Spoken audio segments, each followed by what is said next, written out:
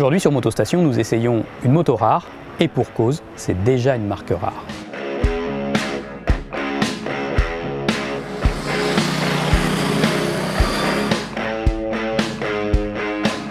Nous essayons la Hyosung Bobber 300. Alors Hyosung est une marque coréenne. Quand on pense à la Corée, on pense évidemment à Kim Jong-un, le très controversé dirigeant de la Corée du Nord. Mais la Corée du Sud, notamment, c'est aussi un immense pays de l'industrie. On pense évidemment à Samsung, le géant de la téléphonie et des écrans plats. Mais aussi à Hyundai, qui ne se limite pas à la fabrication d'automobiles. Et la moto dans tout ça finalement, eh bien les Coréens n'ont pas suivi la trajectoire initiée par les Japonais. Ils n'ont pas vraiment cru à l'investissement dans le monde de la moto.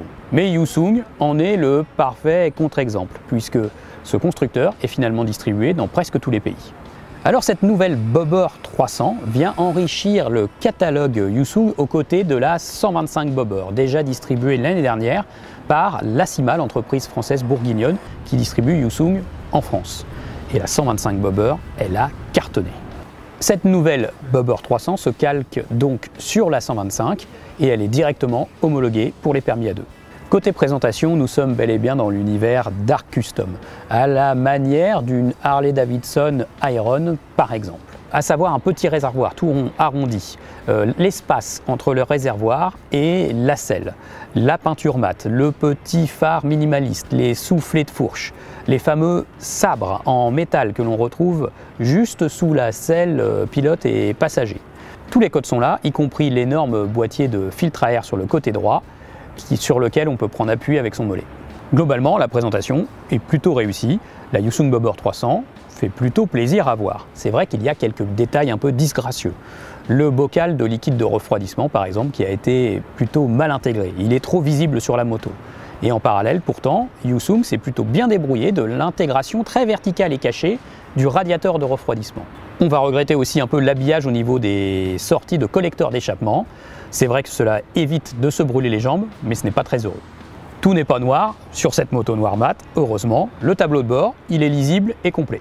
Détail notable sur un custom, y compris de cette cylindrée, nous sommes face à un bicylindre en V. C'est assez rare dans la catégorie et c'est valorisant pour cette moto. Au niveau de la transmission finale, on retrouve une chaîne de transmission, pas de courroie à ce niveau de prix, ce qui veut dire qu'il faudra de temps en temps lubrifier la chaîne et la retendre.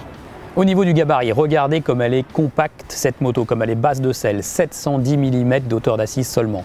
Je peux monter sur cette moto en grimpant directement par l'arrière. Je peux vous dire que ça ne m'arrive pas tous les jours.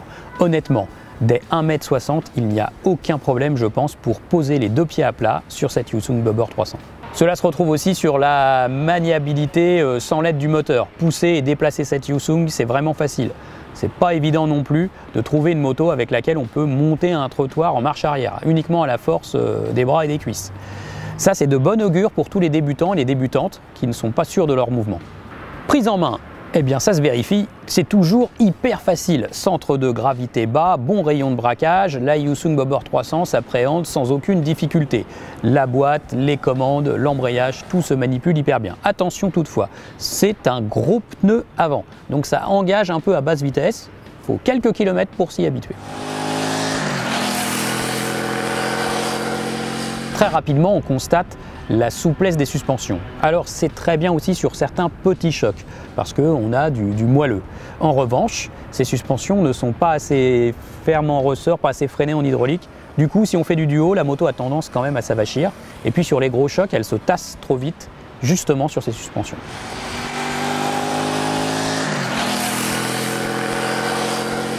Le freinage, lui, il est suffisant. On a un énorme étrier de frein à avant à 4 pistons sur un seul disque de frein. Mais ça freine très bien. Le dosage, il est correct. Et puis de toute façon, on a l'ABS qui veille au grain. Le moteur. Ah, le moteur, c'est quand même l'organe principal sur un petit custom, même s'il est de petite cylindrée. Ici, c'est un bicylindre en V à 60 degrés, refroidi par eau, 4 soupapes par cylindre. C'est un moteur assez moderne finalement. Et il délivre une sonorité assez sympa, avec un petit poum-poum d'échappement qui n'est pas désagréable, surtout pour cette cylindrée. C'est plutôt bien, c'est valorisant. Fonctionnement des périphériques sans problème, la boîte verrouille bien sur tous ses rapports, embrayage fonctionne très bien. Ce moteur est assez souple, il est suffisamment tonique jusqu'à environ 110 km/h. c'est vrai que cela fait un énorme écart finalement avec une 125. On a de la rondeur, on peut faire des reprises à 80 avec beaucoup de marge et on monte à 110-120 sans problème. Après, il ne faut pas lui demander l'impossible non plus.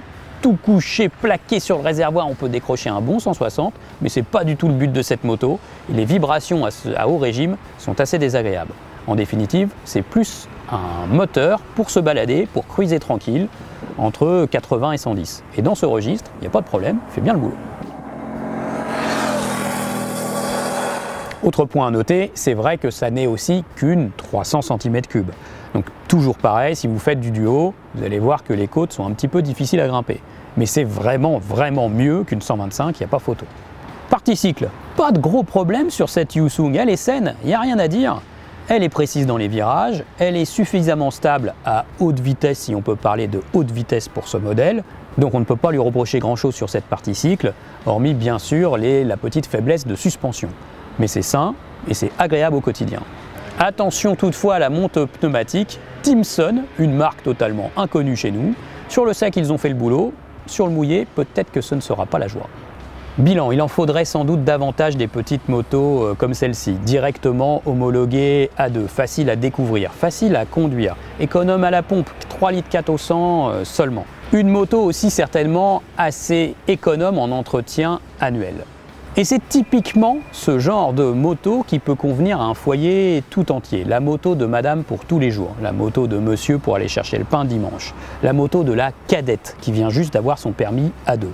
Voilà, pour 4 990 €, soit seulement quelques centaines d'euros de plus que le prix de la 125 du même nom.